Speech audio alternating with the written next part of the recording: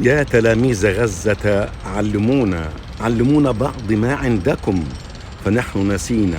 علمونا بأن نكون رجالا، فلدينا الرجال صاروا عجينة. علمونا كيف الحجارة تغدو بين أيدي الأطفال ماسا ثمينا، كيف تغدو دراجة الطفل لغما وشريط الحليب يغدو كمينا، كيف مصاصة الحليب إذا ما اعتقلوها تحولت سكينا.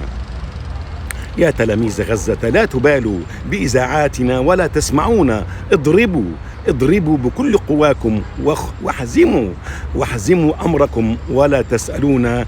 نحن أهل الحساب والجمع والطرح، فخوضوا حروبكم واتركونا، إننا الهاربون من خدمة الجيش. فهاتوا حبالكم واشنقونا، نحن موتى لا يملكون ضريحا، ويتامى لا يملكون عيونا. قد لزمنا جحورنا وطلبنا منكم تقاتلوا التنين. قد صغرنا أمامكم 1000 قرن وكبرتم خلال شهر قرونا. يا تلاميذ غزة لا تعودوا لكتاباتنا ولا تقرؤونا. نحن آباءكم فلا تشبهونا، نحن أصنامكم فلا تعبدونا. نتعاطى القات السياسي والقمع، ونبني مقابر وسجونا. حررونا من عقدة الخوف فينا، واطردوا من رؤوسنا الأفيونا. علمونا فن التشبث بالأرض، ولا تتركوا المسيح حزينا.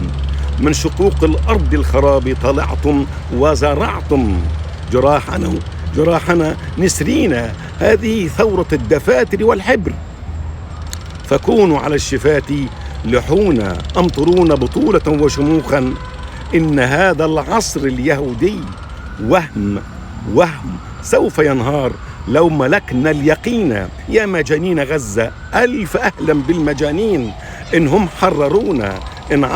إن عصر العقل السياسي ولا زمان، فعلمونا الجنون. دمتم بخير.